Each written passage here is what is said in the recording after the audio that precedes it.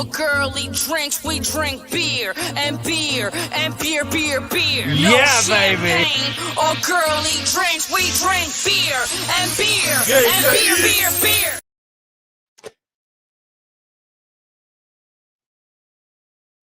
And welcome back, everybody. Rod J back in the house, having a little bit of technical stuff going on, but we are back here on a Friday evening. As I'm going to bring on my special guest. I'm bringing back the Spotlight series. So I will be bringing these back from time to time where I will be highlighting other channels you should be also watching out there to get your beer entertainment on. And tonight, I am pleased to bring this chap up. I've known him, I guess, for a couple years or so now. Got a chance to actually meet him in person recently and had a blast. He was a great host when we were up in Niagara. And I don't know why it took so long. I guess because I was just not getting these done. But now I am. So we bring in the one, the only, the living legend himself. Shane from Shane's Craft Beer. Here we go. No, far from a legend, Rod. Far from a legend.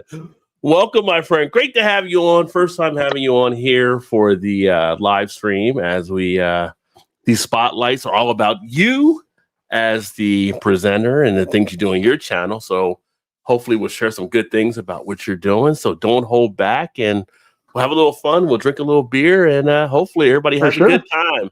But great to see you actually join me tonight. And absolutely. I guess starting with beer, what beer did you happen to bring for your first beer here? So the first one I've got today, local-ish. It's from Hamilton, which is 45 minutes down the road. From Fairweather Brewing. This one's called Silky. This is it's an oat porter with coffee. 5.5% alcohol by volume. Nothing exciting on the can, but Fairweather does do a lot of good breweries. So every time I go to Hamilton, I always stop in there for sure. Very nice. Very nice. Yeah. It's funny you have a porter because I have a porter as well. So I had one of these, maybe two of these last night on the show, but I'm going to have another one from Heavy Seas. It'll be the Dark Anchor Porter. So this is a nice one that went down. And I think it was 6.8, I believe, last night I said for ABV. So, yeah, that's what I'm going to start out with here. And oh, look at that. There you go. You got the little can jar too, which is nice. I do actually. My mother. It's really hard to see. My mother-in-law had this made for me for Christmas. I have two of them. It's actually got my old logo, the old retro logo, is actually etched onto that. Oh, nice. Yeah, which I don't recommend getting the etched stuff because once you pour something in it, you can't even see the logo. Even if it's if you got just a plain yellow beer, it's really hard to see just because it's etched.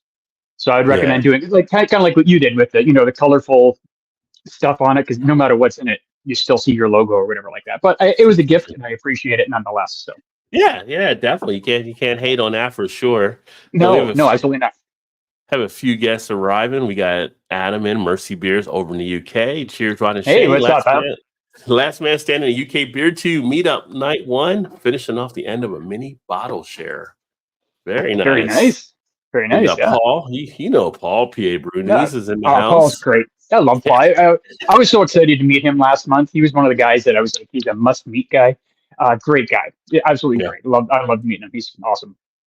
And he's doing actually some pretty good stuff on his channel. And then Mercy says, Shane, apologize for grammar. Could you be any more Canadian? So I know. I'm sorry. You can't help it. It's ingrained into him now. It's in my nature. I'm sorry. See, I just did it again. Not even paying attention.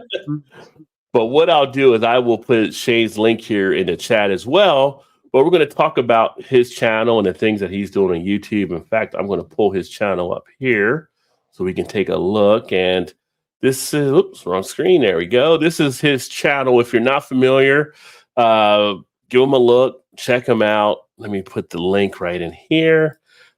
Last one here, I think I looked 733 subs. And you put up some videos, 813 videos, I think. That might have been before you put up anything today, but you're definitely putting some great things out there on the channel. Yeah, for sure. I try.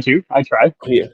And you started March of 2020. So Yes, sir. 4.5 years. So yeah, you started basically 5 years after I started my channel there. So Right. you're the new school now. So Yeah. Yeah, pretty much, I guess, right? yeah, with some great entertaining stuff here, and of course, you are the creator of the Chuggies to Yep. award for beer tubers, brew tubers, whatever you want to call out there. But how did you come up with the Chuggy concept? How did you come up with that idea to put that together? Yeah. I can't 100% remember exactly how I came up with it, but it was just something like fun that we wanted to do when we were in Chicago last year. And I'm like, you know what? I said, let's have something little fun just to help celebrate just some of the work that some of these guys put in. Because, I mean, some of these guys do put in a lot of extra work, like myself. Not necessary. I know I go a little bit overboard with some of the stuff that I do on my channel, like with special effects and crap. You don't need that, but it's something that I enjoy doing, and I've helped out many other channels with, editing problems that they've had. Chase Beer for Hmm. Breakfast. Um, a lot of other. All you got to do is ask me. I will help you with anything. You know, um, anything you need done. And if I can do it, it'll get done for you. No, and I know everybody appreciate that. In fact, the new channel that may be a spinoff from Rod J BeerVentures said you even actually helped them with an intro too. So looking forward to seeing I that there. I did. I know you yourself are not really big on the intro thing, Rod. I love Hmm. them. I love them myself. And it was just like I said, with the new channel coming up, I was like, you know what? I'm a little bit more experienced, obviously, than they are. I'm like, I'll give them this. I'll make this little intro up. It's nothing spectacular. But it's kind of cool. So I made it up. I'm Yeah, like, if you want to use it, go ahead, feel free. But if you don't want to use it, that's fine. Like you're not gonna hurt my feelings by going, no, that's not what we want to do. If that's not what you want to do, then don't do it. It's your channel. Do your right. channel the way you want to do your channel. It doesn't Yeah, matter what anybody else thinks about your channel. Like, oh hey, you don't personally like intros, but you would never say to me, oh my God, Shane, get rid of your intro, it's terrible. You would never say that, because you let me do my channel, I let you do your channel. right. Because everybody's got a different take on what beer reviews should be, and for the most part they're similar, but Yeah, there's yeah, little definitely. different branches you can go out, for sure. And with the intros, I wouldn't say necessarily that I hate doing intros, but it's a matter of where you feel what you're doing over a period of time. So obviously, Right. I've been doing a little bit longer than you guys have, and it's just with my audience, they like from what I've been told by them, and they can tell me if I'm wrong here because I have some of the people here that watch. Sure. They like when I get right into the topic, and then if you watch enough YouTube social media stuff, it can definitely mess with your head. I don't know if that's hit you as of yet, and it's like intro, no intro, thumbnail, how no thumbnail, just at some point Right. you just get scattered on it. But I do find I like to get right into it, and from my perspective, it's like when I'm in a meeting, like I'm like, if I go to a meeting at work, I want to hit the bullet point right there at the meeting. Like, don't want to do all small talk, all that kind of stuff. So sometimes it doesn't work, but the intros can be fun. They can be enjoyable Sure. too. They can be very entertaining. If you got a good hook on it, I'm like, go for it for sure. So, Yeah. yeah. So you have some great entertaining ones that you actually put together and stuff too. So I would never tell you to stop actually putting those Yeah. out there. Yeah. Um, Yeah, but like they're fun to do. I try and keep them very short, like 10 seconds or less, because you don't need anything more than that, because it just yeah, distracts from everything. And I do change them up about once every 100 episodes. I'll do a completely new intro, just to keep the look of the channel fresh. yeah. You know. There you go. And for Yeah. those of you that are just getting in now, if you missed it earlier, I did put the link to Shane's channel in the chat. I got Vanessa here too, so Vanessa, one of my moderators, she'll probably drop it out there again. But For down in the sure. description, his link is right there too, in the first few lines of that as well. That you can hit them there. Just subscribe. We got Beer for Breakfast in the house. It's yo yo yo. He actually said, Shane has helped me so much. There you go. So he's thankful that you helped him out I, there. I have done a lot of work for him. That's for sure. Bry's in the house. What is going on, Bry? Cheers. Hey, Good to Bry. see you as well. And things going good here. Hopefully you guys had your holiday last Monday. We get ours this Monday. We got Kettle saying hello as well. And of course, Vanessa that said hello. So I'll try to hit the comments as I go. For those of you that haven't seen a spotlight, it's all about the guests, and I do a lot of these. So I may pass up on some of the comments, but if you have questions for Shane, fire those in there as well. or for me and Shane, that's fine too. But I kind of focus that way when I do these videos. So first question here, though we've had a couple questions already. How did you get into craft beer? What is the motivation that got you into doing it? I can blame craft beer on one single solitary person, and I hope he's watching. My buddy Jeremy, who you guys might know from he was in All by Myself season 2. He was the one that introduced me to not necessarily craft beer because I had tried a couple of different craft beers at this point. But he's the one that introduced me to that absolutely god awful Untapped app, which I use faithfully every day. It's a good app. It's a good app. But once I had 1 or 2 craft beers and you check them in, and then you get that little badge like, hey, this is your first badge. I'm like, oh, okay, what else is on here? And it's like, try 5 beers from Canada, try 5 beers at a dive bar. And it was like, oh, I gotta go. And all of a sudden it became like, it was like Pokemon Go or something. I'm trying to collect all these damn badges on this stupid app, and the only way to do that is to drink beer. So that really opened up my palate and my knowledge of beer, because I was going out and trying all these different things just so I could get a stupid badge on this app that didn't mean anything. But I'm very thankful for it. I'm very thankful for that app and the fact that it made me, dive into different styles that I normally wouldn't try. Do you feel like, are you at a point now where you almost feel like, I'll say, trapped by the app? Like, I'll be out places myself and it's like, get a beer and it's like, oh, I got to check in. Like, do you feel like that urge? Like, you got to check in and you got to check in. Like, do you? I try to check them in like at the venue if I can, especially if it's a beer that I haven't had before, because I know me. I mean, we're in our 50s now. We're not always the brightest. Okay. So, and, sometimes you forget, and, and then months will go by and you'll be like, oh, I don't know if I've had that beer. It sounds familiar. And then you go, oh, I haven't checked it in. And then you're like, oh, yes, I have had this one. I forgot to check it in last time. I've got no problem taking a picture of my beer, though. Some people think it's a bit of slave work, I guess. Like, you're like, oh my God, I can't believe I gotta hang on, guys. I gotta make a picture. I don't do it like that. I'm just like, okay, I gotta take a quick picture. It takes 10 seconds. Yeah. Did you always take a picture, or? Because sometimes I'll check in, I won't take a picture. I just type it in. If I'm sitting there with somebody, I'll be like, oh, okay, I'm done. 99% of the time I will take a picture, unless it's something like, if I happen to be at just some kind of regular bar meeting a friend and I'm having like a macro, like a Canadian or something like that. I'll just check it in and without the picture, because you guys know what a can of damn Molson Canadian looks like. You don't need to see 50 pictures of it on my Untapped. That's true. Yes. Oh, I forgot to change the graphic. We had to give you the all new special effects there for the spotlight video. So there you go. Oh, hey, that's nice. There we go. There we go. Speaking of Molson Canadian, it was nice that you guys had that on hand, because that brought back the high school years for me when I was seeing those on hand. Because back in the 80s, before really craft took off in the States, you got Canadian beer in the States. You were like, oh, you're fancy now. So we had a lot of parties where Molson Canadian was like the choice. Right. Growing up in the Northeast. So it was very easy to get Molson Canadian. So it was like, oh man, it brought back a lot of memories. Drew has said, I do miss you, Shane. XOXO. I'm in my 60s. My brightness is increasing to supernova levels. With no one burns brighter than you, Vanessa. Vanessa's like borderline genius, though. For anybody who doesn't know Vanessa out there that's watching this for the first time, everybody loves Vanessa. She is awesome. Just an amazing person. Yeah. She continues to blow my mind with stuff. Like every time if I'm on like Rod J's live, or I'm talking around one of my lives or whatever, just every once in a while she just throw out some little bit of information. She probably doesn't even do it on purpose. Like they're like, hey, here's another fact. She just, just in the general conversation, it's like, holy crap. Like, is there anything that this woman cannot do?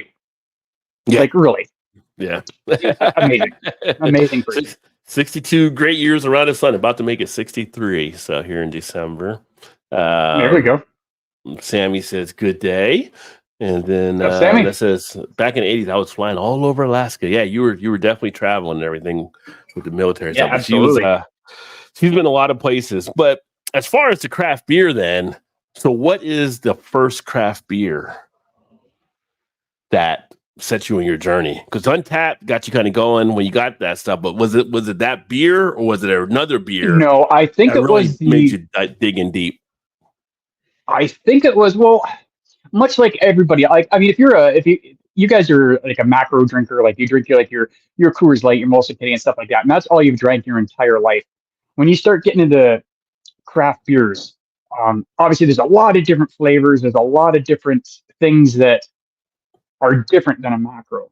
So one of the things that I struggled with, and most people struggle with, was hops and bitter beers.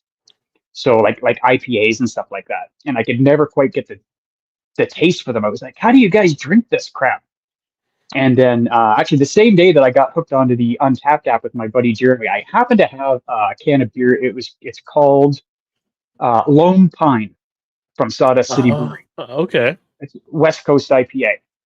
And I'm like, oh, okay, it was kind of a cool little can, so I picked it up. And it was nice and bitter. Like it was above my bitter tolerance at that time. It was nice and bitter, but it had so much pine behind it. And I was like, this is fantastic. And after that beer, hoppy beers were no problem. For some reason, I think the overload of the hops and that big pine punch behind it just kind of woke up my senses and went, hey man, this is okay. You can drink this, and then from there it was just a continuation on to everything, every other style. So yeah, that was my big craft beer. I think was Lone Pine.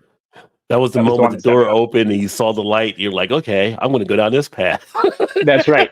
That's right. It's okay. It's safe. I'm in the safety zone right now. Exactly. Like we're all friends here. Yeah, that's right. Like I said, it's just amazing how one beer can change everything, and it did. And it wasn't. It's not like it's the most spectacular beer I've ever had. It's not, but it's damn solid beer. Don't get me wrong. It's not the most spectacular beer I've ever had, but it was the one. It was like a key defining beer for me personally that kind of just woke me up and went, yeah, this is start exploring, and I did. Yeah. Like Anderson says, embrace the adventure, and that's what I'm doing now. I'm embracing the adventure of craft beer. Yeah. Now, do you ever go back and try that beer again since the first time you had it, or have you done that? Like just to see how I've had it goes over times. the years. Okay. Yeah, I've had it a couple of times. It's readily available all the time. I can just go down to the bottle shop and pick one up. I call it the bottle shop because when I say LCBO, half the Americans don't know what I'm talking about. So I just think bottle shop. Well, you got things changing next week. Because yes, we convenience stores, the LCBO's got competition. Yeah, I'm sure they wanted to end that strike real quick when they knew that was going to be happening down the line. Oh yeah, for sure. So you got like convenience stores that'll be doing like beer and wine, right? You still have to go to the liquor store at the one main spot or whatever. But yeah, okay. So that opens up a new world of stuff. Yeah, like we've had the beer in the grocery stores for a while now. There was one or two convenience stores that had it. Like I think there was one or two 7-Elevens that were licensed, but I think you could. They had like one or two tables, I think, inside the 7-Eleven where you could actually sit and drink your beer inside the 7-Eleven. Now if that doesn't say trailer park trash to you, I don't know what it is. The last thing I want to do is go sit in a 7-Eleven and drink a beer. But I know the first day that became available, Ray and Paul from the Alkanauts actually went to the 7-Eleven and did that. So you're just looking at that. Go check out the Alkanauts, another great channel. Yeah, I actually kicked myself for not doing that when we were up there because I talked to Ray about it when I was in there earlier in that day because we passed the 7-Eleven and it was like I never got back around and actually do it. Just to like, how many places can you go? And you said you sat in a 7-Eleven drinking a beer like legally. Yeah, legally. That's the best part. Yeah. Wouldn't recommend getting a hot dog, but you can drink a beer. That's right. Yeah, don't eat the hot dogs there. Don't get the hot dogs there, no. Or the taquitos. Shout out to Chris. Yeah. What's up, Chris? Cheers. Off the 10th in the house as well. Cheers, my friend. Sammy says, ask Shane about his huge passion for the Flanders Red Ale. Oh, my God. Sammy likes to bug me about this. Sam likes the Flanders Red Ales. I absolutely cannot stand them. I've tried a couple, and I can't get it's too funky. It's a little too funky for me. Like the wild yeast, I guess, the stuff like that in it. It's just I can't I can't palate it. Like it's one of those things where I dislike it so much that I think if you and I were out drinking, Rod, Mm-hmm. and you said, hey, I just bought you this I bought you a pint of Flanders ale. It was $34. I'd be like, I'm not even gonna drink it. Like I know you just spent a shitload of money on a beer for me, and I'm like, I can't even drink it, dude. Yeah. Can't even drink it. It'd be $34 wasted on me. That's basically what I'm saying. Don't spend $34 and buy me a beer, okay? Just don't do it. That better be one hell of a Flanders for that price. That's all I'm saying. Yeah, no doubt. If you're gonna spend that much money on me, I mean, give me a heady topper or a focal banger or something. Or half a case of Theater of Madness, which I need to go pick up pretty soon too. So, with that being the case, then, because I had a question down the line as well, but says Sammy hit on that one. What is your least favorite style? Would it be the sours? Would it be the Flanders? Would it be a different type of sour? Is there? I would have to go. I have a love-hate relationship with sours, and I always have. It's not my favorite style, but I do find occasionally I will find one that I actually, hey, I'm going to drink this whole thing. More so in the summer when it's hot out. I find the sour tartness a little bit more conducive to summer. But yeah, the Flanders and just the funky, like even some of the farmhouse ales get a little too funky for me. Like the old Bruin and I was going to say Grand Cru and stuff like that. They just don't. They're just a little too funky. You're shooting me in the heart right now. You're killing me over here. Sorry. No, it's all about what you like. So yeah, like I said, some of them are okay. Like every once in a while, I found them like, hey, this is pretty decent. Yeah. But there's some of them that are just I can't. There's been one or two that have been drain pours. Yeah. I'm like I can't drink it and nobody else will drink it. Like I mean, not that there's hardly anybody here that drinks, but Yeah. So it's kind of maybe some of the funkiness with the yeast and everything that comes into play with those styles and kind of maybe some of that wild type culture and stuff. Okay. But I think, if I actually sat down and I just went to the store and I picked up, or I went to a couple of breweries and said, hey, give me your Flanders, give me your funky blah, blah. And I bought 12 or 15 of them and I just sat down and drank them all. I'd like it to that point where it's like, hey, you know what? These are okay now. Because I've just overloaded myself with them and I have no choice but to drink them. So maybe that might be an experiment I might have to try on the channel. Well, hey, it might be. Yeah. Drink nothing but Flanders for a month. You'll probably become acclimated to it after a point. You get used to it because you'll have it so much. Yeah. Yeah, that's what I mean. So I figured if I get a bunch of them and just start pounding them all down, like maybe it's like, oh, you know what? And then if I'm doing them, especially one after the other, like, say every other day I'm doing a video or something like that. Maybe I'll start picking out something that I actually like about it and concentrate on that more than what I don't like, and try and find that in the next one that I do. And maybe I'll forget about that funkiness that I don't like anymore. I don't know if that'll work, but that's that might work. Yeah. It'd be funny if you did a month of them and then you started talking and dressing like Ned Flanders off The Simpsons. I might even do that. Hilarious. That'd be awesome. And then maybe gradually 30 days later, I don't know what happened. You're Ned Flanders. That's right. Yeah, and I could do I could totally on the 30th day I could totally like cartoon the whole thing so I'm yellow like a Simpsons character and do that. We're like, what the diddly do? Yeah, exactly. Yeah, that's brilliant. That's a brilliant idea for a couple episodes right there. Oh, right there, yeah. Freaking gold. VC in the house. Cheers, VC. Great to see you, my friend. Another great beer channel out there that's doing his thing out there in Michigan. Let's see. Good to see you, Chris. Miller Lite in those aluminum bottle-shaped cans. I drink the beer, but I'm always thinking back early in my career about explosives as I do so. Well, we all have memories of something. Let me see here. You see, that new competition is going to be rad for the Canadian beer scene, especially if they get some distribution in those stores from other areas not normally available. Yeah, that's the thing I was going to bring up there too, because the opportunity, like with Shane being in Ontario, and just like Ray and Paul and the Alkanauts and a few other people that are around there, Alan, One Flight Down, Chris, off the 10th. connect with some of these stores. Could be an opportunity for you because, if you're looking to get your selection set up, and you need any help or advice, you might be a person that might have an opportunity with them. And I know you got the That's cards true. now, so that could be something. That's true. That is true. So that is true. Hey, it doesn't hurt to ask. It doesn't hurt to ask. It doesn't hurt to ask because some of them might not know how to choose different things. And I've had some stores here in the States where they'll say, hey, if you need anything or you want to try to get anything, let me know and I'll try to get ordered in for you for distribution. They might need help up there trying to be competitive versus other ones. Right. So it could be a good opportunity for you. So that's actually not a bad idea. Share the knowledge and spread the channel, right? Yeah, absolutely. Yeah.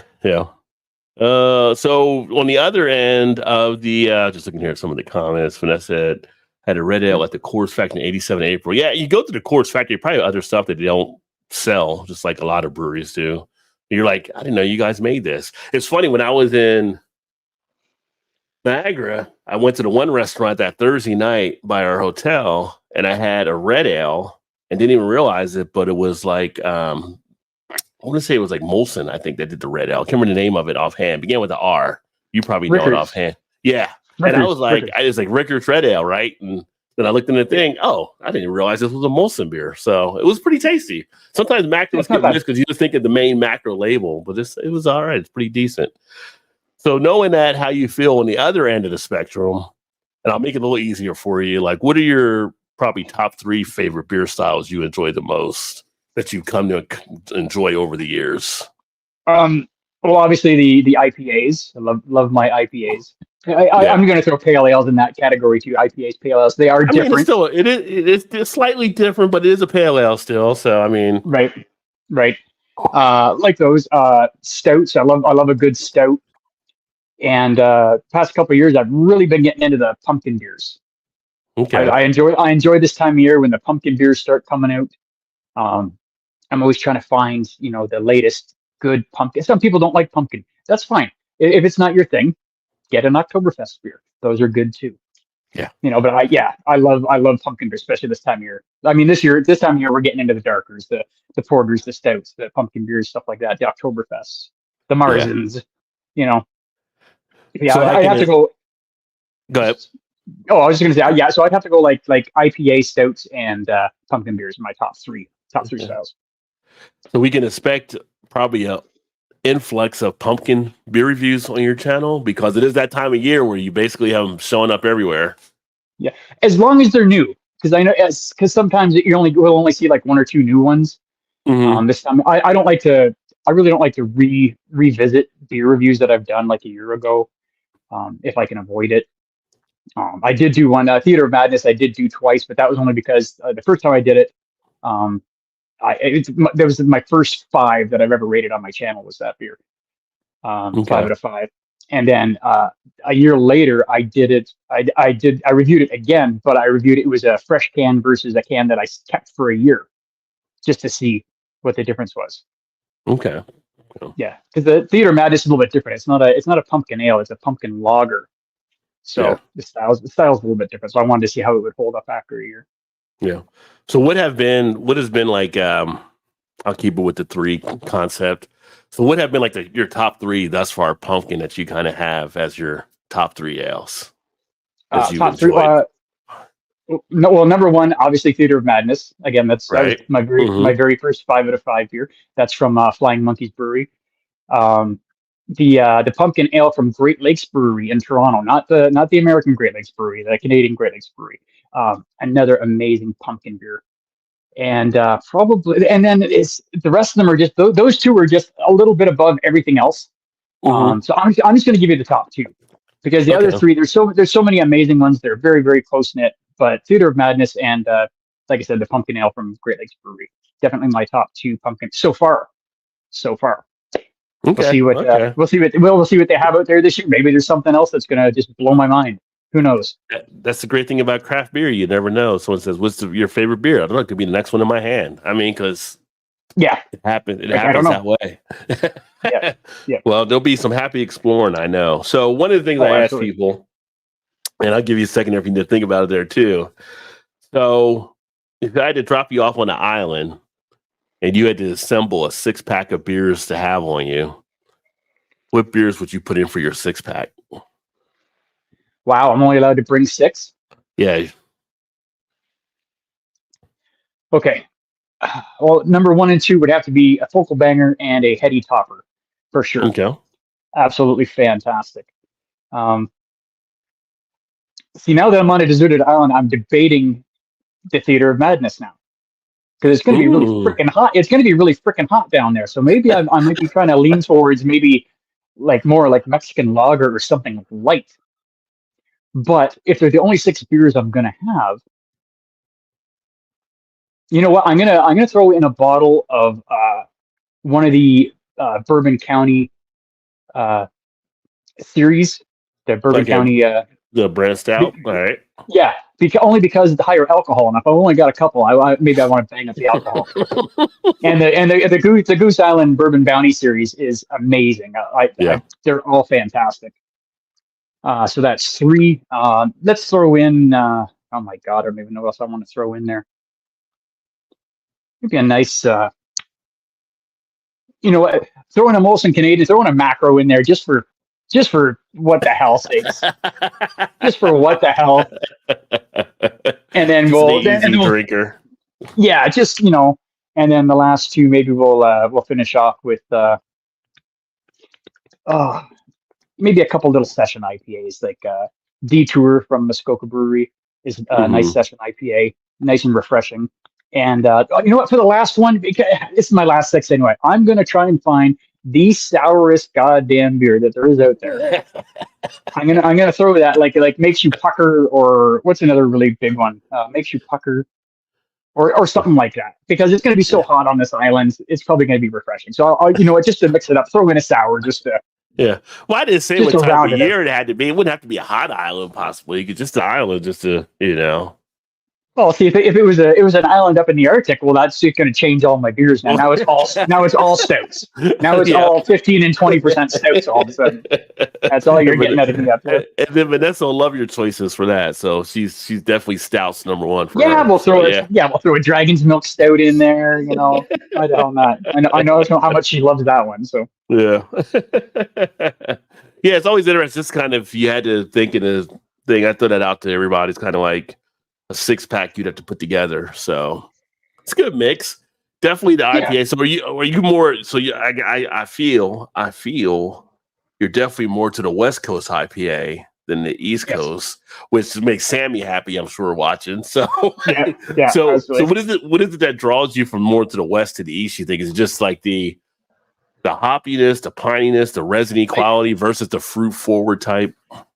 I think it's the like you said, the resiny pininess, which if you would have told me 8 years ago, like, hey, you're gonna start drinking beer that tastes like a pine tree and you're gonna love it, I'd call you a freaking liar, because I always associate pine. This is the weirdest thing. I always associate pine with Buckley's, that cough syrup medicine. And when I was a kid, my mom was always trying to get me Buckley's, and I'm like, no, like I'll be sick for another 5 days. I'm fine. I'm not drinking that crap.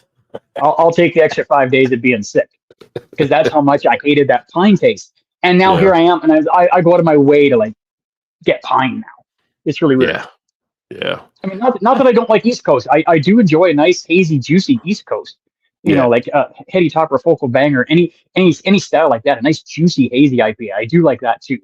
But if I have a choice between the two, I'm always going to go West every single day. Yeah, which is always nice when you kind of find those out there now too, because it's definitely been more tilted to the East Coast and the West Coast as far as IPAs. So finding some of those classics always stand up. Paul says, #epic amounts of pine. There you go. Yes, absolutely. Yeah. Epic amount of pine. Yeah. So 5 years now into the YouTube channel, right? No, 4 years into the YouTube channel. 4.5. 5 in March. What have you picked up thus far? What do you feel like? What are I guess, well, one, what do you like most about the craft beer community for what you've come through thus far? And if there are any things that stick out that you like to fix or make better in the craft beer community, anything along those lines, things that you're learning as you're going. Oh, Christ. Always learning. That's my big problem. I have a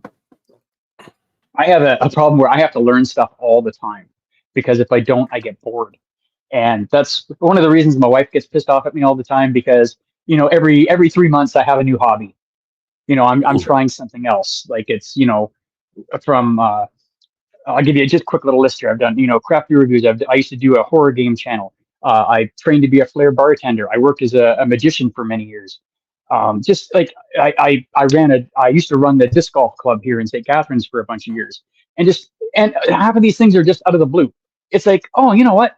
I feel like I want to be a flair bartender and throw some bottles around. So I go take a course, and just like for no reason. I mean, I don't do it anymore. It was just a couple of years thing. But I always have to learn something new, and sometimes it could be totally abstract. Like, come next spring, maybe I'll be like, oh, hey, you know what? Maybe I'll try beekeeping, just out of nowhere. I've always got to be learning stuff. So yeah, I'm always learning stuff for sure. Yeah, especially with this stuff. So you feel like with the craft beer community, that's kind of keeping you more engaged on stuff that you're learning. There's always things to be educated about or to learn. Well, with the craft beer community, pretty good group of guys, pretty good solid group of guys. Yeah. And especially when it gets to creating new content, like you and I could be sitting down, and I could be like, hey, Rod, I was thinking of doing this angle, because I don't always do just straight beer reviews. Sometimes I'll try and do like some more like movie kind of like things, like my 500th episode, all by myself, crap like that. Yeah. And I could say, hey, Rod, I was thinking of doing this for this beer. What do you think about this if I did this? And you'd be like, hey, that sounds pretty cool. But then you might come back to me half an hour later and go, hey, you know what? I was thinking about that thing. Did you think about doing this? And I'm like, oh, I never even thought of that. And I've had that so many times from different beer reviewers. We kind of bounce ideas off each other, and they think of things that I never would have. And, it helps make my product better. And of course, in return, I do the same thing for them. But I just always learning, always getting feedback off people, like, hey, do this. Sorry, I should say like suggestions. Suggestions are always good. Yeah. Yeah. Suggestions that can definitely help to maybe things you weren't thinking about, right? They may bring up something and might help to provide some clarity on something. You were shooting for something, someone thinks this way. You're like, oh, I didn't even think about that angle. And then, Yes. Yeah. So there's always like some things that you can pick up and learn from. But what about anything that's not as great that you found out? Anything that's been like, I'll say pulled you down or got disappointed type, like kind of things that are like, well, I wish we would do it this way or that way better than, there's got to be a better way for us to do some like. Yeah, I'm trying to think if there's anything that's I've But it might really not be. disappointed. It might not be anything. It's just, I always ask people like they're, I don't think there's anything like I'm really disappointed with, as far as what I, as far as my channel goes or what I put out there. Every once in a while, I'll throw out a video, and I'm sure we all do it. And you put it out there, and you're like, God, why did I even put that out? Like, that's terrible. Like, that's especially when you've just had a whole bunch of really great videos come out, and people are like, hey, that's some really good stuff. And then you throw out some mediocre piece of crap because you're in a hurry, or you're like, oh, I just got to get this done. I do that, and that's disappointing to me, that I let myself throw that content out there when it's just kind of, it's like, that's not even that good. I mean, sure, the beer was okay, but the video itself was kind of like, hey, I'm having this beer. Yeah, it's okay. Yeah, thanks for subscribing. It's like, why did I even put that out there? That's disappointed in myself. That's more disappointed in myself than anything else. Not anybody else is doing. Yeah. Well, I think that's all part of the learning curve and everything too, right? Like you're like, oh, why did I do that? Okay, not do that again, type thing. And Paul says, hashtag try not to heart porn. you brother. Not gonna happen, Paul. Not gonna happen. You're never gonna convince Shane or Brian on that for sure. No, well, I mean, there was a time I didn't hardcore. There was a time I didn't, and now I do, and I prefer it. And I know there's a lot of different thoughts on hard pouring versus soft pouring. And like I always tell people, I'm like, if you don't want to hard pour it, don't hard pour it. It's your channel. Do what you want to do, man. Don't worry about what I'm doing. Yeah. Don't bust my, oh, you shouldn't be hard pouring. That's what I like to do.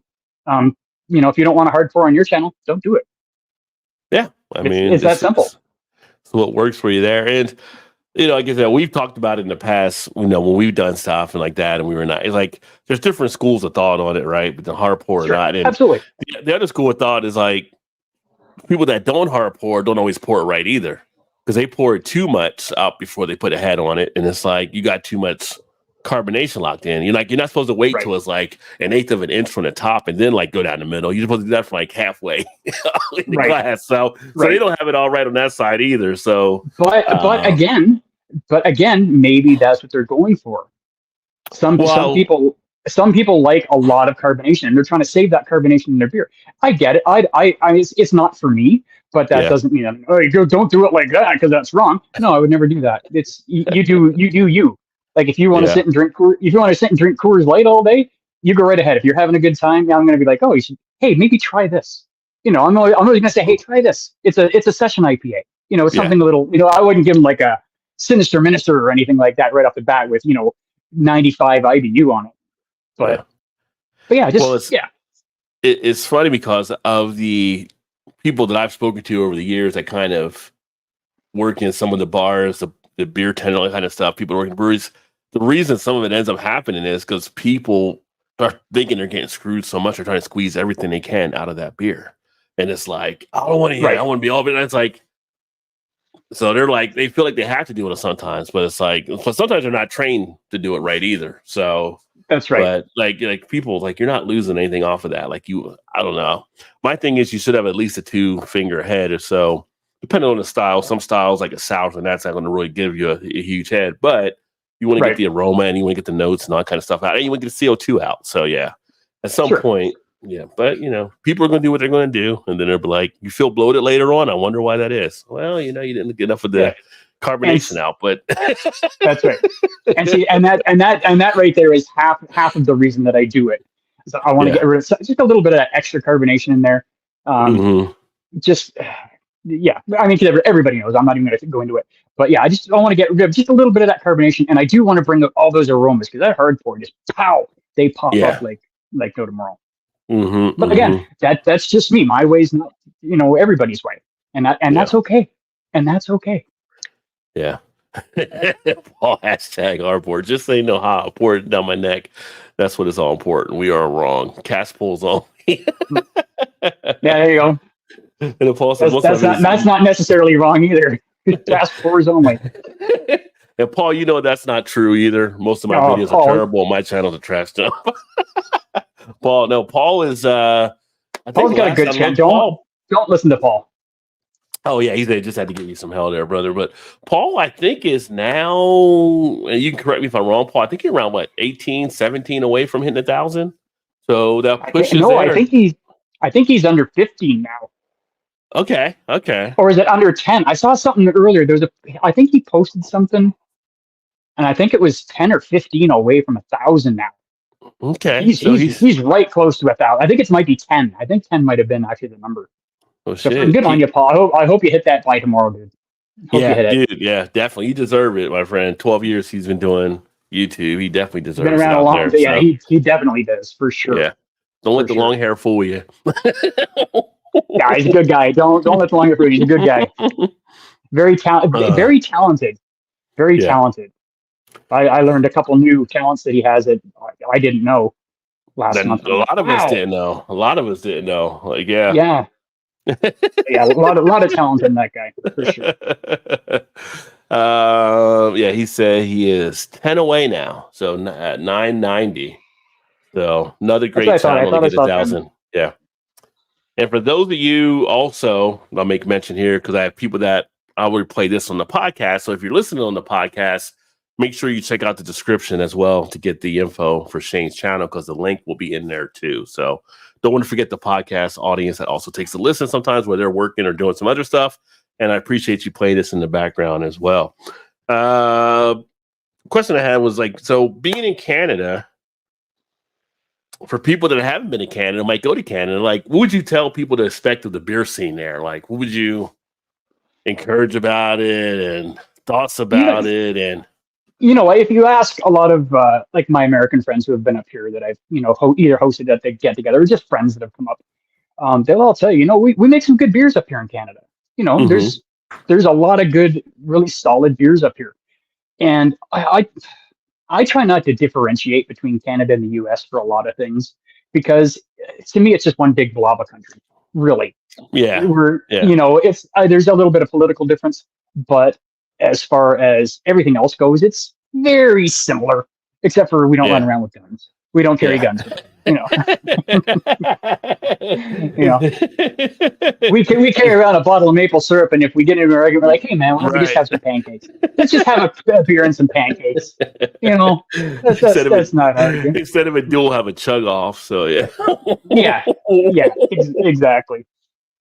But yeah, there's a lot of really good craft beer breweries up here, all over the place. Obviously, much like it's hard to not get good craft beer nowadays. Like there's so many great breweries out there, both in Canada and the U.S. And probably worldwide. I don't really travel to like Europe or anything like that. Maybe in a year or two, fingers crossed. I'm hoping to go visit a couple of my friends from down under. That would be cool. That's my plan. Hopefully in a year or two maximum. I hope. I'm hoping next year, but we'll see how that works out. Yeah, that would be awesome.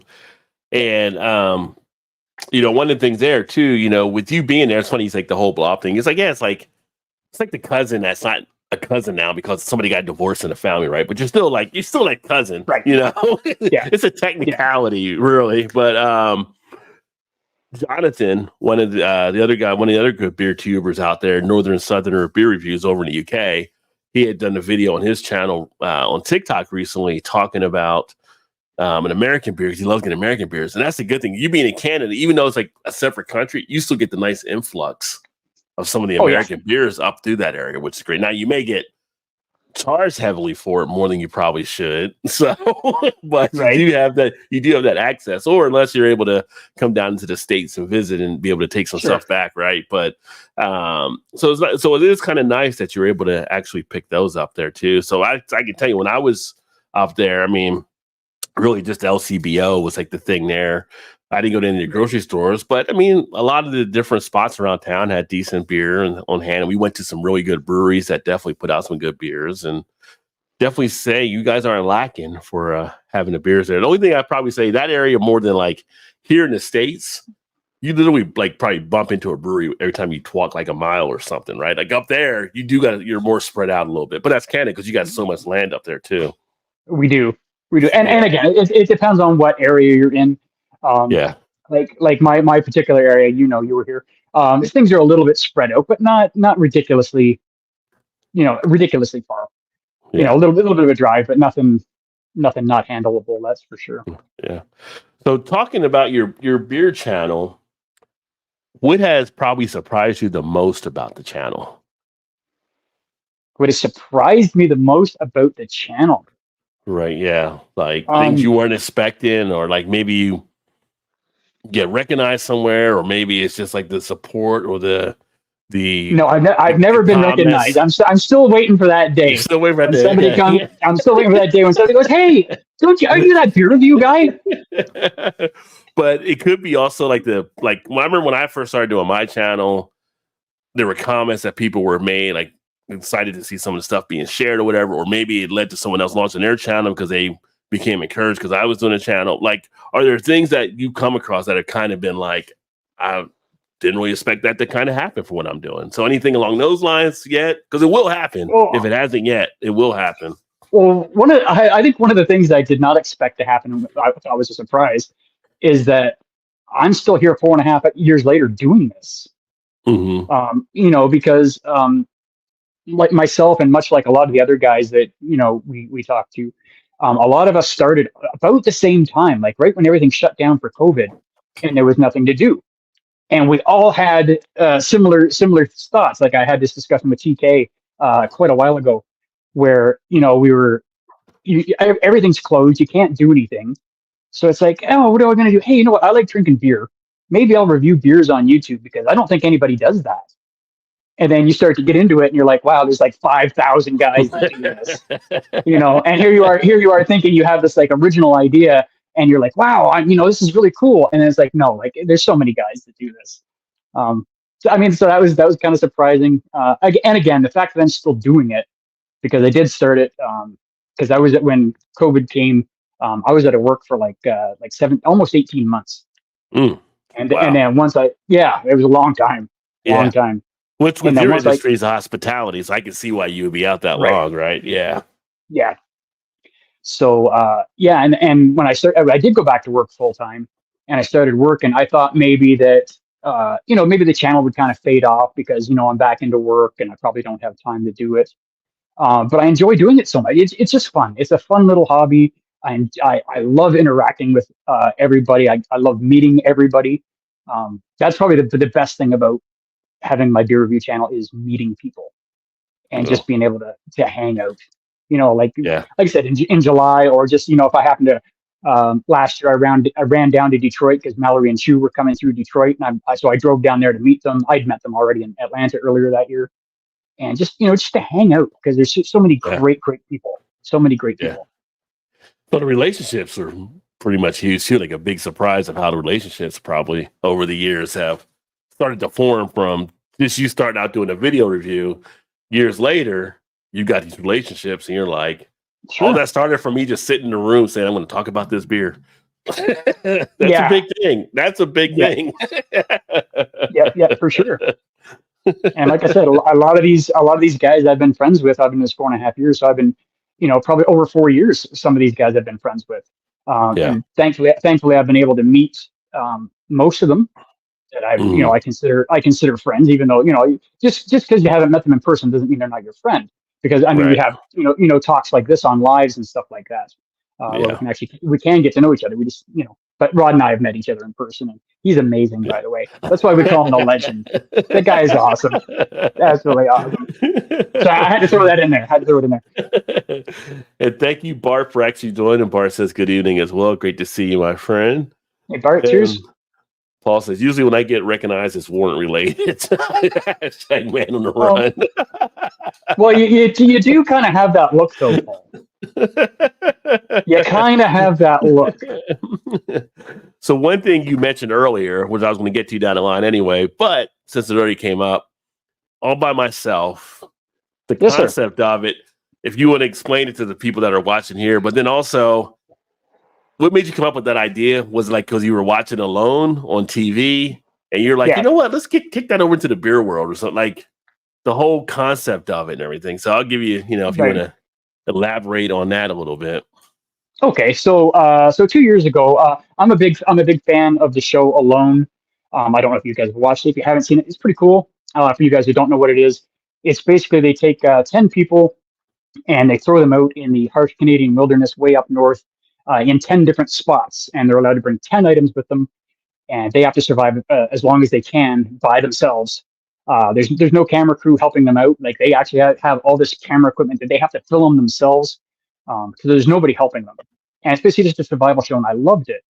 So 2 years ago, I was up camping, and I'm like, I'm going to do a beer review. I'm like, hey, you know what? Maybe I'll try and do it like this, like the Alone show where I'm, stranded on an island. So season 1 was just me, and it was an okay video, but it wasn't great because it was just me. So when we came back with season 2, I put a call out for any beer reviewer who wanted to, or anybody in general. It doesn't even have to be a beer reviewer. I don't care. I'm not, whatever. And like, hey, why don't you guys try and do this like a spoof of the TV show Alone? We're going to call it All by Myself. And you guys just send me your clips. I'll edit it together and try and make sense of the story, because nobody knew what anybody else was doing. Much like, if you were on the show, it's kind of the same thing. So splice that all together, and it turned out to be just an awesome 2-part series. And it was great. So this year we're doing it again. It's just a lot of fun. I mean, I'm a pretty outdoorsy guy. So if you're into like outdoor stuff, or even if you're not into outdoor stuff and you just want to fake something, that's cool. It's pretty much open concept. Pretty much anything goes, except for the couple rule changes that I had this year, but that's not important. But it is an entertaining series for sure. So I know Shane's been trying to get me to do something there as well, and I know some of the other guys are doing stuff. So I have to see. I just have to find a park I can get out to, I guess. But it's funny just seeing like the people act out the roles, and they're out there kind of stranded and everything. Well, it's funny because I don't know what these guys are doing until they send me their finished product.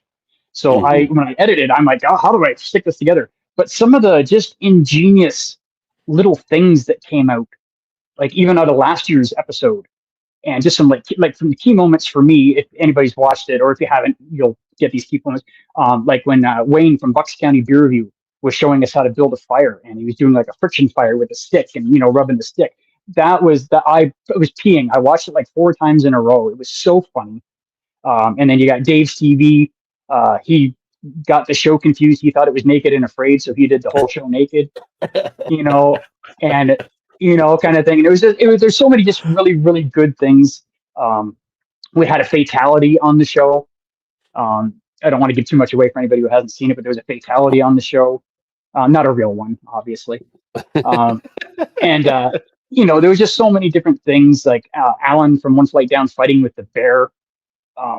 There's so many good spots, and like I can't even tell you all of them. There was so many funny things. Jeremy, when he was trapping animals, there was a part in that was just hilarious. Yeah. Everybody just brought it last year, and it was really, really cool. So I can't wait to see what everybody comes up with this year. It's going to be a little bit harder because hey, last year I had these great ideas to do this, and now it's this year. You're like, oh God, what do I do now? So yeah. So that's why I'm trying to get a couple more new people involved, so that maybe we get some fresh ideas. Because I'm sure 1 or 2 of the guys will not be returning this year, and that's fine. I mean, life gets in the way. I mean, it's hard to get out and film stuff. Especially when it's not something for you, it's for somebody else. But right. I do appreciate the time that everybody puts into it. It just makes for a really great little product for everybody to go back and watch later on. Yeah. No, and again, that's some of the great entertainment you pick up when you watch Shane's channel, y'all. So y'all should definitely check out some of the fun that he has from around, not just on the beer, but having fun with the beer, so to speak. That's right. Yeah, that's right. So great along those lines. An introspective question. So what do you know now about YouTube that you wish you would have knew from day one for your channel? What I know now that I wish I would have known from the start. Geez, I don't even freaking know. What do I know now that I didn't know? I wish I would have known how to do lives when I first started doing YouTube. that would have been great. Yeah. Because I did a video. I don't know, maybe 6 or 8 months in when I first started. And it was a video called Beer with Buddies. So okay. I didn't know how to do lives. I didn't even know you could do lives. Like I was really green back in the day. So, but I wanted to do a live, but I'm like, I don't know how to do them. Like I don't have the knowledge to do it. And it's simple. I just didn't have the knowledge at the time. So what I did is I took a mango beer and I found a couple other beer reviewers that also did a mango beer, not the same one. Completely different. All of us had a different mango beer.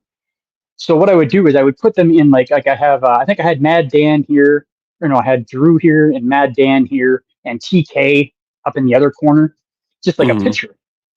And so I would have a conversation, and every time these guys were in black and white in the corners, and anytime I would talk to them, I would turn their thing into color, and I would steal a sound clip off of their mango video. So when I would say to TK, I'm like, hey TK, what do you think about this mango beer? His response was from whatever mango beer he had months ago. And he would say something like, oh, I think mangoes are really, really sweet and they're not my favorite kind of thing. Like, oh, okay. And then I'd go over to like Dan and say, what do you think about this, Dan? Dan would be like, oh, fruits in beer. Who the hell puts fruits in beer? And so I just kind of mashed it up like that because I didn't know how to do it. Yeah. So when this video came out and these guys are like, what do you mean I'm on this live beer review with you? We've never done this. So they're watching it and they're like, hey, that's kind of cool. Because I just basically stole some video clips off of them, right? Obviously, I would only take stuff off of guys that I know wouldn't mind to do it. But yeah, I think lives would have been something to know earlier on. Yeah. Well, that took some editing, I'm sure, to get a clip like that pulled off, though, too. That took a little bit of time. Well, because the clip that I recorded for myself, I had to do in one take. Yeah. And I actually did it on my first take. I didn't reshoot that, which is surprising. So basically what I would do is I would have the whole script laid out like, okay, I'm going to say this. and then I'm going to say, hey, TK, what do you think about this? And then I would have a countdown on how long his clip was. So if he was talking for 7 seconds, I would say, hey, TK, what do you think about this? And then in my head, I'm going 1, 2, 3, 4, and just kind of, nod, make it look like I'm actually listening to him. And then after 7 seconds, I'd be like, oh yeah, I know exactly what you mean. So it was kind of, it was tricky. It was tricky for sure, but I pulled it off, and it made for a pretty funny little video. That's for sure. Yeah, well, that's definitely it's an interesting concept. That's yeah. Of course. Well, that's the thing I have. I have lots of interesting concepts. That's my forte. That's my forte. That's what it takes, because you got to be different on YouTube, right? You got to do something to bring what you're bringing into it. Right. You don't want to copy anybody, because people will see right through that, and you're not going to have the success you should probably have, right? So right. But lives in the beginning, it's funny. Paul, who's there, PA Breeders, one time I was talking with him when he was starting out. Well, he was starting out already, but he was trying to. I think it was Paul, and if I'm wrong, let me know, Paul. But I think he was trying to do lives, and I got out, and I was able to get on and start doing lives, and Paul was like, "How are you doing lives?" Whatever. I was like, "Oh, there's this app called Mob Crush, whatever." I ended up getting it to Paul, and Paul was able to start doing lives from his phone. But it's like, if you didn't know or search or find these things out, you just didn't know. So, right. But yeah, there's always stuff that you learn later on. You're like, "Oh, if I didn't knew that from day one, that might have been a little bit easier, right, to do some stuff." So, yeah, for sure.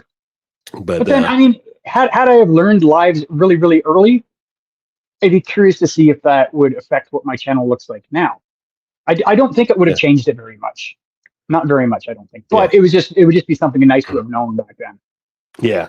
Well, the one thing now that you're doing it, because I'll use Sammy as an example here. Sammy does all lives for his, as he's building. Yeah, that's all he does. So that's like interesting perspective. So he's able to kind of just use lives and not doing the recording, which is working out great for what he's actually doing there too. So, so it might have been a different course that it may have went, but you still would have been delivering some great topics like you're doing now anyway. So. I would hope so. I would hope, yeah. Well, what the lives do, they bring more of the interaction, which is always a great thing too. But now you have that going. Right. Speaking of lives, so Friday nights you might be getting back into it. Obviously, here it's this Friday night, but you've been doing, you've done some stuff you want to share. That like, what have you found from doing like the Friday live interviews? Are you going to bring the Friday live interviews back? Like, what's? I would like to do the Friday night live interviews again. I did that experiment there a couple months ago where I started a separate channel just for the lives. And I did, I don't know, a dozen of them or something like that. And I just wanted to, I just wanted to do a little experiment to see what it would be like to do it on a different channel, have a different format on a different channel. And it had its good points and its bad points, but I think going forward, I mean, all those videos will stay there, but I think going forward, if I'm going to do a live, I'm just going to do it on my main channel, just so people don't get confused. And that was one of the reasons why I decided to not do it on the other channel, because I did have one gentleman say, I was looking for your live, but I couldn't see it.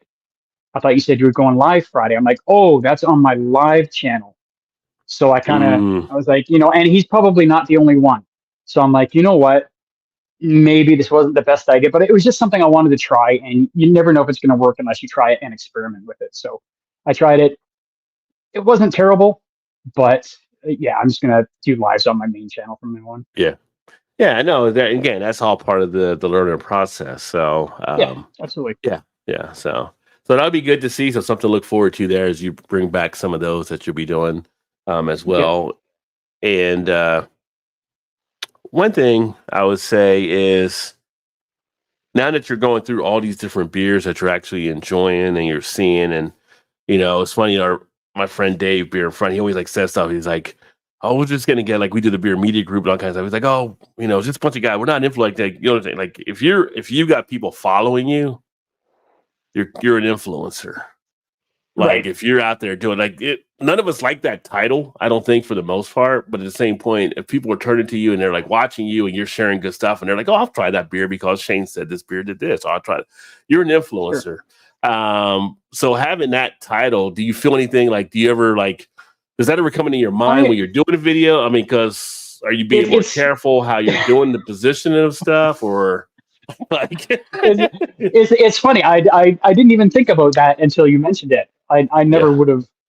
I never would have considered myself an influencer as per se.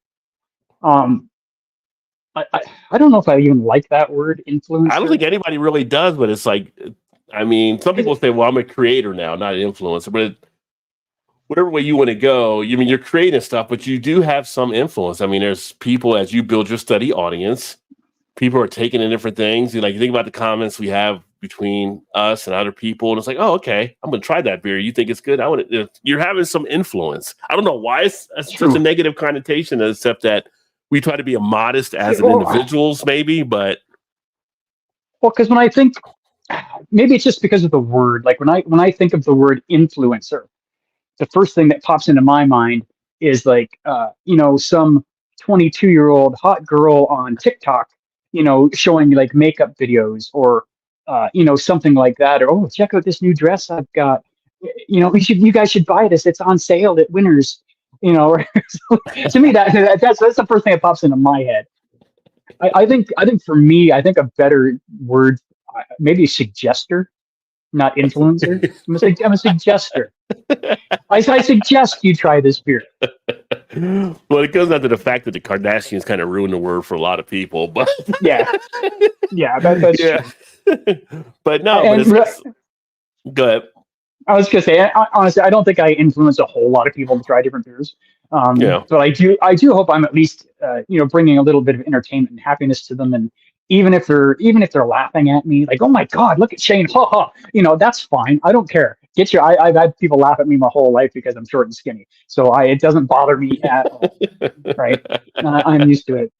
Yeah, and like I said, I think there's that connotation with, but it's kind of like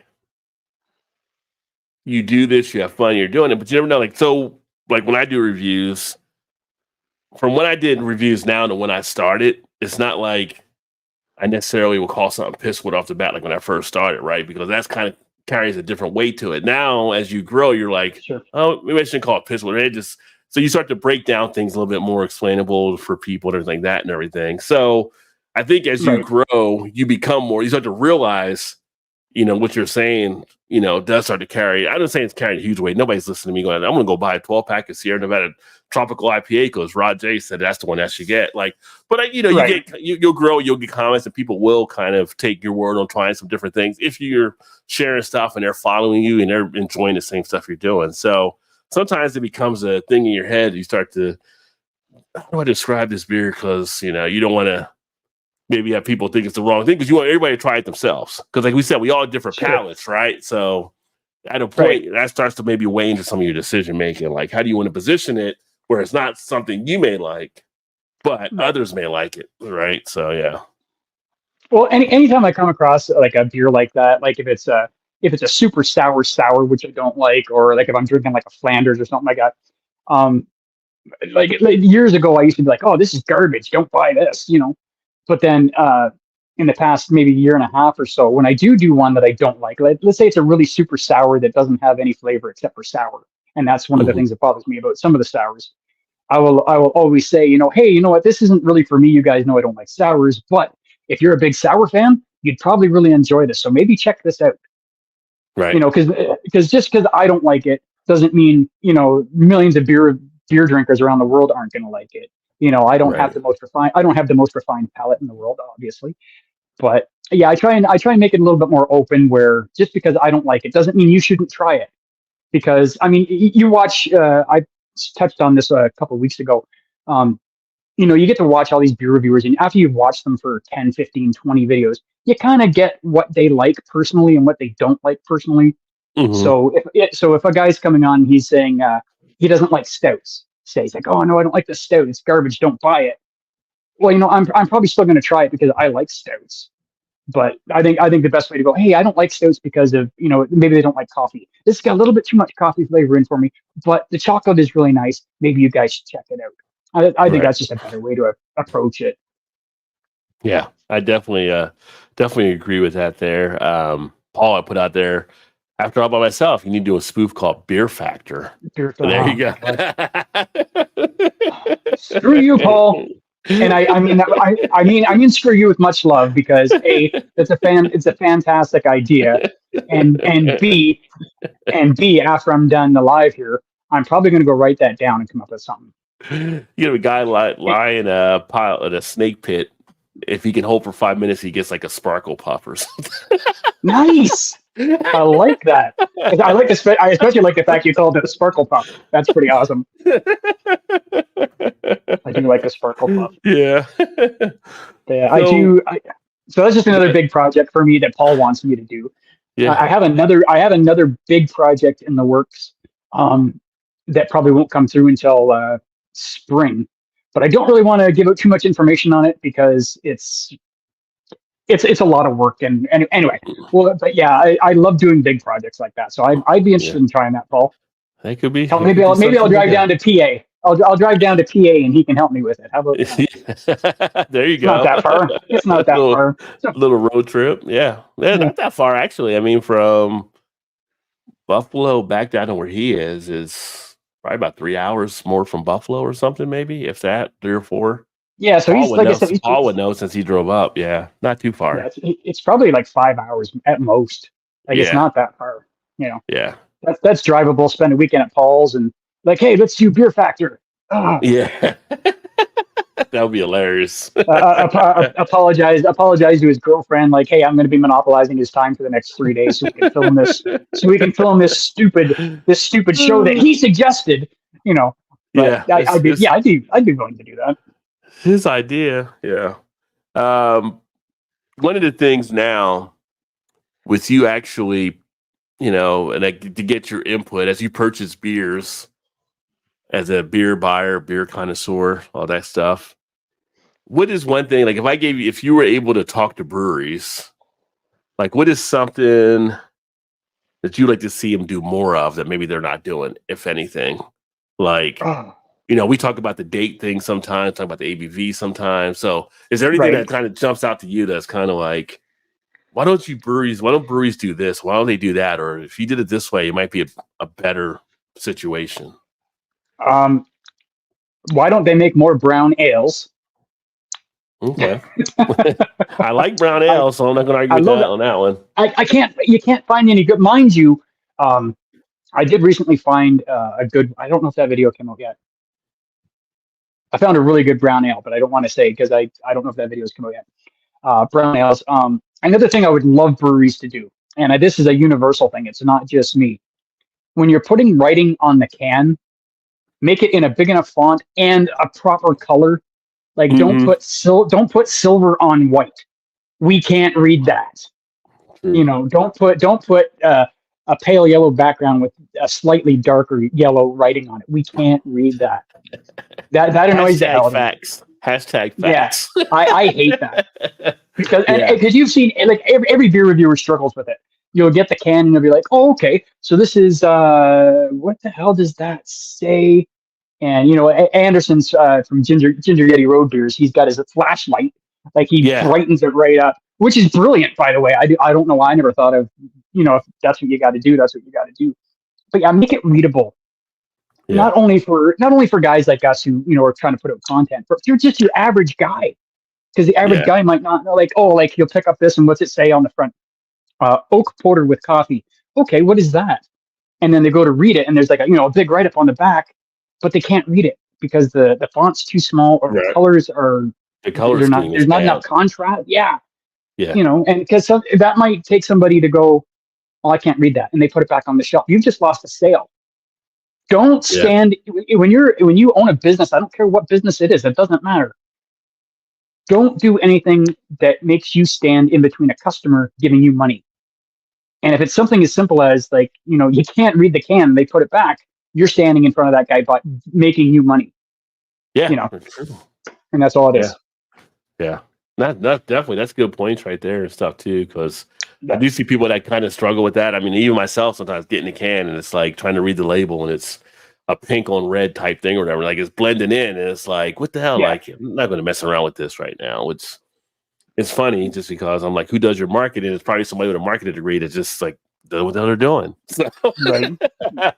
Well, and it's funny because I'm curious to see how that process actually works, because I'm sure, like when they're doing stuff like that, I don't know because I don't do can art, but I'm sure the can art gets designed first, and then they have to try and put the writing over top of the can art. And maybe sometimes they just can't. I mean, there's got to be a color that contrasts with it properly. Yeah. But like, even if you have to do, and it's probably expensive as hell to do, even if you did like outline the lettering with, like, let's say you're like yellow on yellow or something like that, or silver, maybe outline the letters in like black, so at least they kind of pop up. They and you can pop actually up. see it. They lift off the paper. Yeah. Yeah, but that would probably, Yeah. I'm assuming that's a more expensive printing process to get the I It don't probably know. is. It is. I I honestly mean, don't know. some may be doing shortcuts or something like that and everything, but it's when you see it on stuff and it's just like, yeah, this is just like bad thing. But then again, you brought that up because that was the next question too. As far as like the marketing aspect of it, what makes you select the beers when you actually go to get beers? Like, what's your deciding factor a lot of times? Is it like the can art that jumps out at you first? Is it the style? Is it the It's like what for me. says It's if you're looking at it, if you're looking at the case of beers, what makes you say, "Oh, let me look at this one versus the one over here"? for me. I think it's and like most people, it's the can art. If you Yeah. got some nice flashy can art, um, I'm gonna get drawn to that. But then I'm also drawn to, sometimes you'll just get like this one's fairly plain, for example, right? It's very plain Mm-hmm. can. But I'm drawn to this if I haven't had this before. Like, oh, I don't know what that is, and I'm also intrigued by that because I'd like to try. Like all of us, we try and try as many different beers as we can. But yeah, I think it's probably can art first, and then um, a new beer that I'm not familiar with second. I think that's probably how I pick my beers. Yeah. Okay. Yeah, I would definitely say that tends to be the case too. If I see something that it catches your eye off that first glimpse, it intrigues you a Right. little bit. You have to pick it up and take a look at it and stuff. So if they can put good can art on it, they should put all the other stuff on it, right? Like, yeah, Yeah. you got me there. Don't fumble on the 1 yard line. Go all the way for the touchdown. Like, make sure you're doing it all completely through. So, Yeah, um, exactly. And a good example for that, going back to like the font and stuff like that, you get a company like Flying Monkeys, who on yeah, all their cans has like half of a novel is written on their cans. Like, they have so much written on their cans, it's not even funny. But yes, I think for like the majority of it, it's all readable.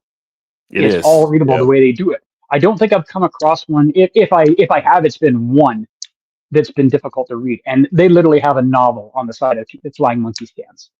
Yeah. So I mean, if they can do it, and they have a lot of psychedelic, can imagery and stuff like that. I mean, if they can do it, anybody can do it.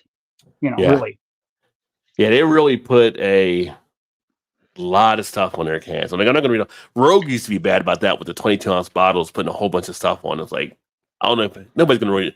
Your average customer isn't gonna read all that kind of stuff on there either. But for the Right. beer nerds, it's like a nice little story they can actually maybe get involved with there, I guess. So yeah.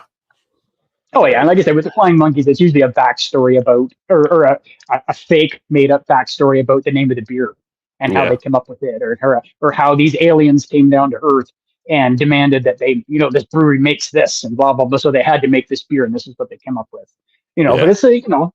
it's kind of nice to just sit and it's something to read, I guess. Yeah. Yeah, Lagunitas is a little funny one. They only do like a paragraph on there, but if you're looking at the Lagunitas label, there's always like a little story about behind that beer. They give their phone number at the end of it. So Oh, do they really put their phone number on the can? yeah. Oh, that's I never cool. actually called the number, but I have been told it's actual number to Lagunitas, but I never called it on there. Yeah. Now, is it an answering machine, or does somebody actually pick that up? I'd never called, but I don't know if people had called it, and maybe it's like the Lagunitas voicemail or something they have. Because I'm sure they're probably nobody dedicated to it, but it might be like a customer service type thing or whatever. Like somebody calls in, "Oh, I really love your beer," or whatever. They can Thank maybe you for use calling those tapes later. Lagunitas. Yeah. For a service in English, please press 1. So I almost want to like do that now, make a video out of that. yeah, whenever you get a Call Lagunitas Lagunitas and bottle, just turn it to the side, and you'll see the little paragraph there, and they'll have a number on at the end of the story they have on there. I might have to do that. That might be interesting. Yeah. Here's a fun question for you. So, if you had a brewery Oh, and you and you have 5 taps, what beer styles would you put on your 5 taps? oh wow! Because you only get 5. If I only get 5. I'm probably going to do my favorites. We'll do the do like an IPA. I got to have a sour. Even though I'm not fussy on them, I'm going to have a sour. I'm not stupid. So I can do an IPA, do a sour, maybe a seasonal beer. Okay. Like this time of year, like a Oktoberfest pumpkin beer. Maybe in the spring, summer, start doing kind of like they do at Oast House, like the Mhm. rhubarb peach kind of beer, stuff like that. Um, I'd obviously have to have just a good quality craft lager. Notice I said good quality craft lager because not all of them are good quality. And then I really, really, really, really hate to do this, but again, I'm not stupid and I understand business. I would have some kind of non-alcoholic Oh, that's something. interesting. You go to NA, okay. I I have not. I personally. I know we talked about this last week. I think. I have personally not found a non-alcoholic beer that I like and that I can have more than one of. But it's a big trending thing now. And if you're going to own a business, you have to go with the trends. So for that reason alone, I would have one on tap all the time. Okay. Well, that'd be interesting. There's this a little tricky out there. I don't know if you've had any of the athletic beers or the Go Brewing out of Chicago. So they're out from where Mal's at. But they've actually had some pretty decent ones too. But if you are interested, or anybody watching that's interested, down in the description, because I'm actually an ambassador for both of them now. There's a link where you get a Oh, there we go. discount. You can get a discounted purchase. If you want to try something, you can down in the description. There's a link in the affiliate links area.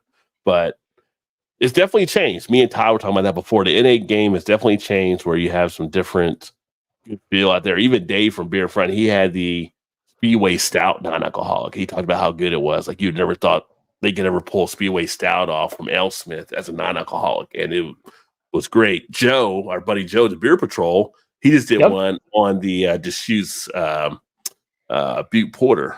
And he talked about how good that one was. So yeah, the game is definitely changing. So For sure. like Well, I know I anything, still. Sorry, go ahead. no, it's like anything after a point, you may find something you're like, okay, I can actually drink this one. Right. Yeah. No, I haven't tried it yet, but I have heard a lot of really good things about the Guinness non-alcoholic. I've heard about that one being really good I, too. I, I heard Yeah. it's pretty, and I can't remember who it was. I think somebody actually said they liked the non-alcoholic one better than the alcoholic one. Yeah. And I I can't know remember who that was. I know in the UK, the Guinness Zero is the number one non-alcoholic beer now over there. Like people were Oh, of course, pretty much in course love it with it would be. there. Yeah. Yeah. But everybody, it's got great reviews out there. I think for a while, people were doing the Heineken non-alcoholic as being the top one, and Guinness has supplanted that one over there. So, Right, but yeah, I definitely have to pick up a Guinness. Now, Guinness is not my favorite stout. I know everybody yeah. hate on me. Oh, he doesn't like Guinness. It's not that I don't like. It's not that I don't like Guinness. I will not pay for it on purpose. If you want to buy me one, I will sit and drink with them all night long. No problem. But I'd rather go to a different stout. So that's Yeah. just me. Well, Guinness Again, is, different palate. Guinness is one of those old school type things, right? Because we have so many different stouts that are out there now. But once I got the Right. Guinness 4 and extra stout, I just don't go back to the other Guinness anymore. I don't drink the Guinness draft. I don't drink the Guinness extra stout. It's got to be 4 and extra for me to actually enjoy it. Or because I'm here in Baltimore, we have the Guinness brewery. If I go over Right. there, I get like their IPAs that they have there or their other series that they rotate out that you can't buy anywhere. You have to get at the brewery. So they got a good Right. brewing program, but nobody else gets to get them unless you actually go to here or now in Chicago at the tap house. So where Mal and Chew are, they can actually go to the tap house there and get different stuff that the masses can't get, which is always Right. nice when you always know you go to these breweries and get these little crafted type beers. It's like it's just different. And then it's got that old exclusivity to it, right? Like you gotta go here to get it, you know. Yeah, for sure. But I don't mind that. I think we touched on, was that last week we touched on that? I think on your show about the exclusiveness of beers. Like Yeah. sometimes you have to drive. Like when I went to go Well, get like the you heady did. topper. Yeah. Yeah, but I mean that was worth the 9.5 hour drive, and I'm so glad it was because if it wasn't, I would have been kind of upset. But yeah, but it was a beer vacation. Who cares? It still would have been fun. Yeah. It was funny though. You went there and I ended up getting Heady Topper earlier this year at BJ's up in New Jersey, BJ Beer Reviews. He does reviews like with Alex, the beer master, a lot, but he had a beer Right. store. So he messaged like, hey, I got Heady Topper a Focal Banger in. And like, how long can you hold it? I'll be up there like next weekend. He's like, I should be able to hold it there and everything. So I ended up getting it up there. But it was like, you had to drive 9. I just drove 2. And it was like, it worked out on my end. But they just came out with their, I think, 20-year anniversary one that was just released as well. So people are flocking there now to kind of pick that up, I think, while they can. So. Yeah, I think they just released the last batch today. I think they did a couple batches, and I think today was the last batch. So this will be, if you're not there in the next couple of days, you're not going to get one, and I'm not going to get one, obviously, but that's okay. I'll get down there again sometime. So it's funny you mentioned Heady Topper. Not that this has to pertain to that, but one of the other questions I was going to ask you. So of all the beers that you're actually going through, is there a beer that maybe you've had that you're like, I felt like it was overrated, or one that you felt it was underrated? Like, it didn't stack up to what people were kind of talking about for you, or one that like, I can't believe people aren't drinking more of this. Well, the Heady Topper and the Focal Banger are both world-class rated beers, and there's a reason for that. I believe I've tried both of them. To me, they're both world-class beers, really, really excellent. So not with them. I'll have to go. I got to go back to Guinness. It's probably the most popular stout in the world, and like I said, I'll drink it, but I don't think it's. Again, that's just me personally. I don't think it's as good as maybe the ratings would show on it. Again, that's just. I think there's better stouts out there. I'm trying to think if there's anything else that's really highly rated that I didn't like. Actually, there's a beer that I was expecting to absolutely hate, and I loved it, which also came from the Alchemist Brewery. I think it was called Wild Child. No, it's not Wild Child. Wild Orchid. Wild something, I think. Anyway, it was one of their exclusive sours that they make down there. I think it's was it a 500 ml bottle? I think a 500 ml bottle. I think it was $32. Wow. And it was a ridiculous amount of money. And thankfully, while I was down there, the guys at the brewery, they realized I was doing beer reviews there and, saying all this stuff about their brewery. And they're like, hey, why don't you review a sour? And I'm like, oh, I'm not really big on sours. They're like, oh, you'll probably like this one. And so he handed me the bottle. I'm like, how much? He goes, just review it. He goes, you're good. Oh. I'm like, really? And then later on, I found out it's a $32 bottle.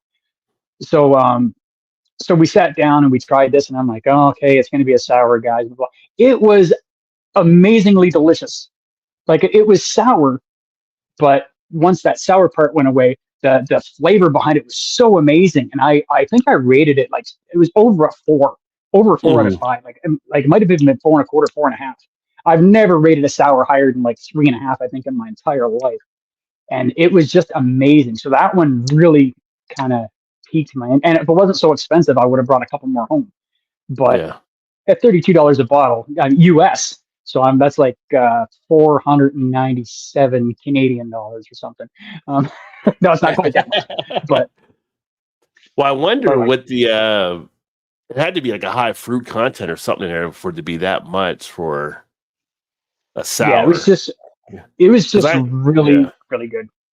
Like some exotic type fruits or something, which being the Alchemist, I wouldn't be surprised if they had some exotic type stuff in there that kind of raised the price on it. So yeah, and that's fine. I don't mind paying extra money if you like if you're doing like the real puree and stuff like that. Yeah. I understand that's more expensive. I'm willing to pay more money for a quality ingredient in my beer because I'm not, we're in our 50s. We're not 20 anymore. We're not trying to slam down a case of Coors Light in as little time as possible to impress our friends. That time is gone for us. Now we just want a high quality beer and to sit and have one or two. Oh, Jesus Christ! I almost knocked my whole camera over there. We just want to have one or two and just have a great evening and enjoy being social with friends. I don't need to prove how cool I am, but let's see if I can how long it takes me to get these Coors Light down. At a buck a can or 50 cents a can or whatever you guys pay down there, 10 cents a can. I don't even know what the hell it is. See. Yeah, Shane, me neither.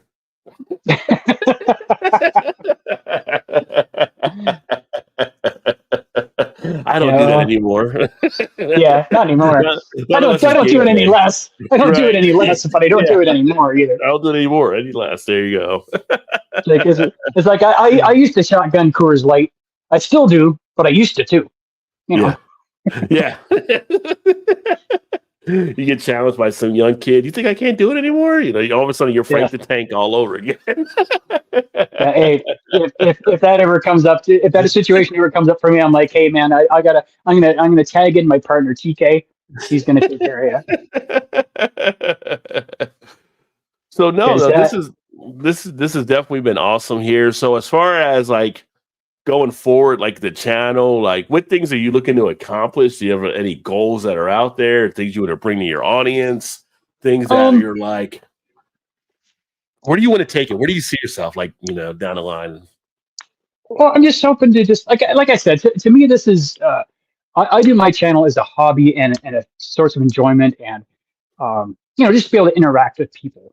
But what I like to do, like going forward, I'm gonna try and come up with some different ideas for different things. Um, kind of like when I did my Star Trek episode all by myself, just something that's a little bit different than a regular beer review. Hmm. Um, like I touched on earlier, I do have a big project coming up um, that won't be coming out until spring, which is absolutely nothing to do with beer. But I think it's going to be enjoyable for the beer review crowd. I think they will enjoy it. But again, I don't want to give too much of it away. That's just a little teaser. Um, but there'll be more information on that probably maybe around Christmas time. I'll have a more solid foundation of stuff that's going to be going. But yeah, like I said, just keep plugging away. Um, get a couple subs here and there. I've always said I'm not really a subscriber chaser. The numbers are nice, but Hmm. if they come, they come. If not, like if I spent the next 3 months, let's say, doing beer reviews, and I did not pick up a single subscriber, I'd still do it. Yeah. I enjoy doing it. It's fun. Now, that doesn't mean that I don't appreciate my subscribers. I appreciate every single one of them. I appreciate everybody who comments, likes, reaches out and says, hey, Shane, why don't you try this beer? Or, hey, your audio was really crappy on that. I appreciate that because if sometimes I don't notice, maybe there's a glitch in the thing I didn't know. I should probably edit better if I'm getting freaking audio problems. But yeah, like I said, I'm just gonna keep evolving, keep trying different things. Institute stuff like the hardcore cam, and just Mhm. little things that I throw in every once in a while just to keep it fresh and interesting. Well, that's the key thing, to keep it fresh and interesting, and don't be the subscriber chaser, so to speak, out there. It's if my belief, just like Field of Dreams, if you build it, they will come. Just being at what Sure. you're actually building, and people will appreciate you that for that. People will find Yeah. you authentic, which I think people already do. That's why people like watching your channel. You keep bringing these great ideas, these great concepts. And again, I mentioned getting you to 1,000. That's not for you. You have to worry about. That's just something I Oh like no, to mention out there to try to get you yeah, to for sure. 1,000. But because I believe you're one of those channels that deserves to be at the over 1,000 level. Like I said, when I did Well, the thanks, buddy. video, and I mentioned you, it's not an easy thing to do. Like I gave the stat, like 8.86% of people get to 1,000 subs, right? So as Right, much which as you is have your that's little circle, surprisingly low. That's it's surprisingly really low low. when you said that. Yeah. A lot of people will quit YouTube or not be consistent with it or whatever the thing may be, but a lot of them will fall off. And you think, I forgot what the minutes were that they get, how many videos get uploaded each minute, but it's a ton. I mean, you have more people doing YouTube than people in the world. I think it's like 9 or 10 billion stuff out there that comes out. Like it's just crazy. It's Right. high numbers. It's high, and it's just like it's a congested highway. So Oh you yeah, find out where you absolutely. want to go, and you just do what you're doing, and you get noticed, and people will notice, and you have Sure. fun with it. So I definitely am here to help you be more successful, and wishing you the best success because you're putting the work in. You're very entertaining. You're one of the ones that we connect. I watch your stuff. We talk all the time, and Yep, make sure for that sure. other people definitely check you out as well. So make sure you guys do check out Shane's Craft Beer Review. Link down in the description again as well. If you're catching this again later, whether here on the video or on the podcast, great guy, great channel, great stuff happening. Make sure you check him out. And, He won't say it, but I'll say it. Give him a subscribe. Give him a subscribe so you can actually throw one on there. Jump on board with him. Absolutely. Because he's definitely bringing some great stuff out there. So I definitely appreciate your time here, and you can hang out for a little bit after we get done and wrap this up. Yeah. And for those of you watching or hearing on the podcast, it's Labor Day weekend, so a little bit more excitement. Sunday, 3:00 Eastern. I'm keeping it international.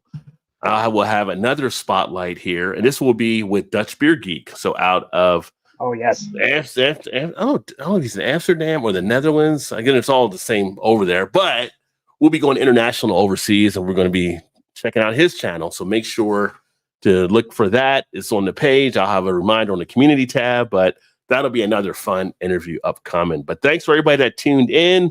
Thank you, Shane, again for being here. Give you a round of applause. Hey, it's a pleasure. Thanks for having me on. I appreciate it.